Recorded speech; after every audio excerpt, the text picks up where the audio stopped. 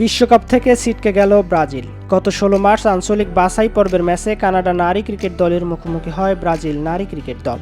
ST আলবান্স club মাঠে ২৯ রানে হেরে আসর থেকে ছিটকে যায় দলটি। টসে জিতে আগে ব্যাট করতে নেমে ১৯ ওভার ২ বলে ৮২ রান করে অল আউট হয় কানাডা। দলের হয়ে সর্বোচ্চ ২৫ রান করেন আমার প্লেকোর। তারই ২ অঙ্ক ছুঁতে পেরেছেন কর্দিয়াল জন ও থেসা লাভিয়া। জনের ব্যাট থেকে এসেছে ২৪ রান, আর লাভিয়া করেছেন ১০ রান। ১২০ বলে ৮৩ রানের এই মামুলি স্কোর তাড়া করতে নেমে ৮ উইকেট হারিয়ে ৫৩ রানের বেশি করতে পারেনি ব্রাজিল। দলের হয়ে সর্বোচ্চ ১২ রান করেছেন মনিকে মাচাদো। এছাড়া আর কোনো ব্যাটার ২ অঙ্কের কোটায় স্পর্শ করতেও পারেননি। আসলে তাদের এটিই ছিল পঞ্চম ম্যাচ। ৫ ম্যাচে ১ জয়ের বিপরীতে ৪ হার ব্রাজিলের। ১ জয়ে ২ পয়েন্ট নিয়ে ৪ দলের মধ্যে তৃতীয় স্থানে আছে তারা। ফলে গ্লোবাল কোয়ালিফায়ারে যাওয়ার সম্ভাবনা শেষ ব্রাজিলের। এখানেই শেষ হচ্ছে তাদের বিশ্বকাপের পথ চলা। অপরদিকে নারী টি-২০ বিশ্বকাপ বাছাই পর্বে আমেরিকা অঞ্চল থেকে অংশ নিয়েছে ব্রাজিল, আর্জেন্টিনা, যুক্তরাষ্ট্র ও কানাডা।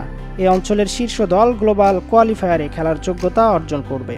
সে দৌড়ে অনেকটা এগিয়ে যুক্তরাষ্ট্র ও কানাডা। ৫ ম্যাচ শেষে তাদের দুজনেরই পয়েন্ট সমান।